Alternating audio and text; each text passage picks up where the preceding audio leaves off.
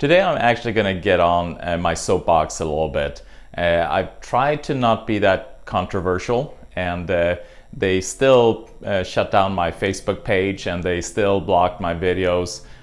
So I might as well just go out there. But with that, I'm not going to mention what we're dealing with here by name. I'm just going to say the specific pathogen we're currently dealing with. So we're dealing with a pathogen that obviously is creating a lot of fear, and it is originated from, or they're saying that it originated from a fish market in China. And what's interesting is that just not too far away from there is a biosafety level 4 laboratory right there. And what they're doing there is that they are using then these different animal or viruses that naturally exist within animals and mixing them with human tissue and mice tissue. So they're actually, and that is one of the biggest issues, is that these virologists, they're teaching these different pathogens that normally exist in one type of species to jump species. And they do that simply by training them to exist in other tissues. So they do it first and with things like, mice is a common one, and then they mix it then with human tissue. And this way, these different viruses, they are being trained then to exist within other type of tissue. And that's how we are actually dealing with this pathogen that we're dealing with, because it naturally does not exist within humans.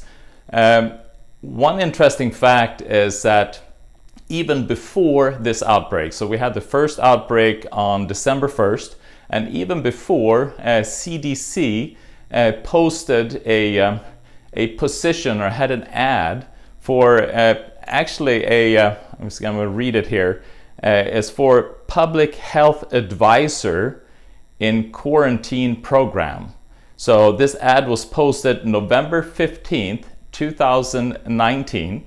So this was before this outbreak. So again, they posted an ad about a public health advisor in quarantine program, and this was in all the major cities throughout the United States. So did they know what was going to happen? Well, I'll leave that to you. So I'm curious to see. I'm sure there's a whole lot more to it. And another component is that we're dealing with a pathogen that has about 5 to 7 day incubation time, and within months. So the first case was December 1st, and within months we're dealing with it in 115 countries. So here you have something that, again, 5 to 7 days incubation time. It will not go that fast to be able to spread throughout the whole world with something that has a 5 to 7 day incubation time. And what is interesting with this component is also the testing that is being done.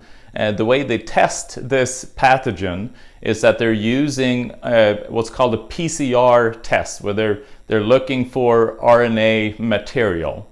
And this way, this test actually in CDC comes out saying that yes, it is faulty. It is contaminated. It's a test that is contaminated and creates both false positives and false negatives. So here we then have a test that really is not accurate in testing whether a person was exposed to corona or not corona. So the only true test that you can test a person with, whether they've been exposed or not, is through antibodies.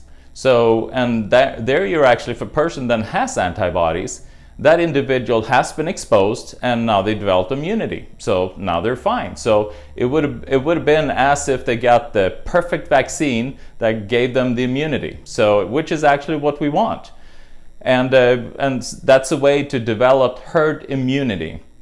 So how do they then confirm whether an individual then died from coronavirus? Well, they're doing it through chest x-rays. Well, the chest x-ray of an individual, it could have been anything. The only way to properly be able to diagnose saying that this individual died from coronavirus is by doing electron microscope, and you do tissue biopsy of the lungs, and then you see whether you find the virus there. You don't look for RNA, especially, because the RNA could have come from anything. RNA is just little pieces of information, and what you really need to look for is the virus there in the tissue, and then you can say, yes, that individual died then from coronavirus. So here you have a faulty test that's testing false positive and negatives, and then at the same time you have a faulty way of looking at individuals, whether they died or not from coronavirus. In addition to that, the stats are just not there. So even with all these faulty testing, the stats are just not there. Meaning that influenza, right now we have 20-some thousand that they are saying died from coronavirus. And we have no idea whether they did or not, because again, the testing is faulty. And then compare that to the influenza virus, we were looking at 200,000 people. So it's really, and we're shutting down the whole United States. And I mean, it's almost like we're shutting down the world because of this. It just doesn't make sense.